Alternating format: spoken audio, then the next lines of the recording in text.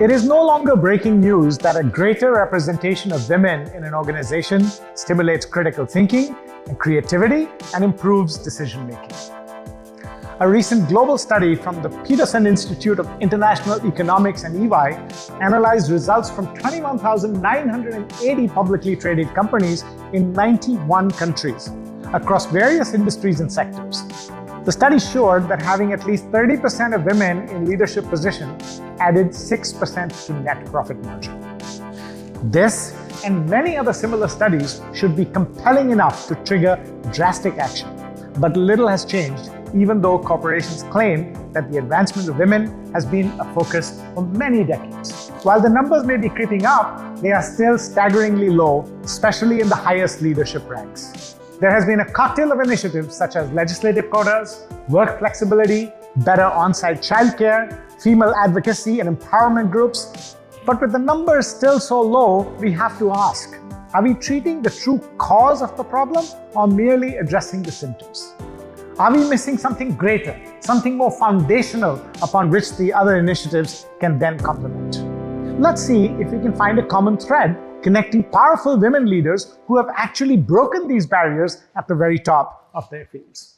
Throughout her career, she faced unusual challenges in the male-dominated worlds of law, politics, and finance. She rebuffed all doubters after having started out as a lawyer who was told that she had little future in the field.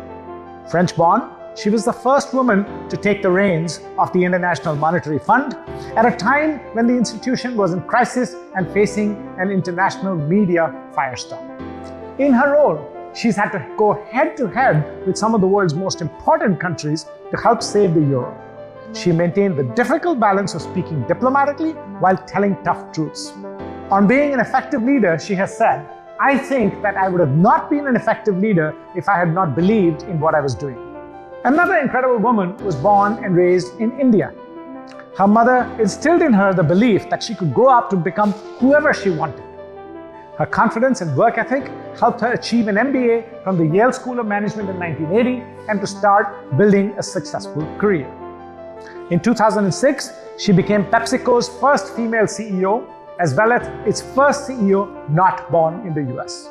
Early on in her career, she said men would make eye contact with her in meetings and would consistently check her answers with other male colleagues.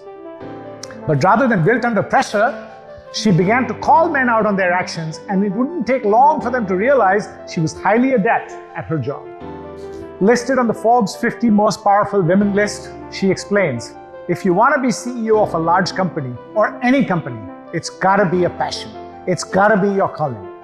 When somebody asks me about work-life balance, I think, what work-life balance? The job is work and life.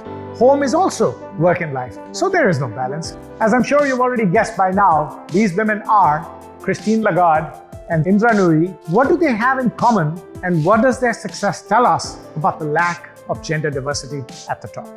Well, for starters, the reason I included quotes from each woman about their own experience is that listening to the anecdotal evidence from women themselves is key to unlocking the many roots of this problem. Were they working in environments that were more conducive for women? Were the challenges they faced less significant than those faced by others?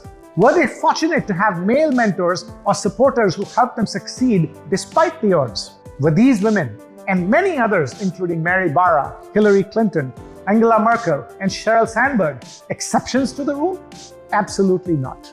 Even from just these brief summaries of their eventful lives, we can see that the challenges these women faced were and are by no means trivial. They have succeeded in spite of their tough male-dominated environments, not because of it.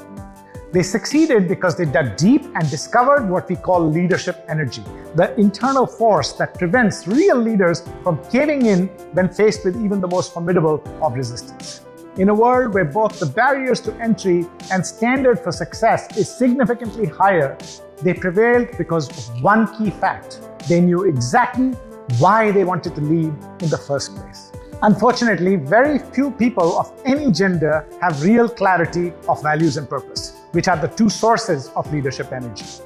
To be fair, these are difficult questions, and finding the answers takes a long time.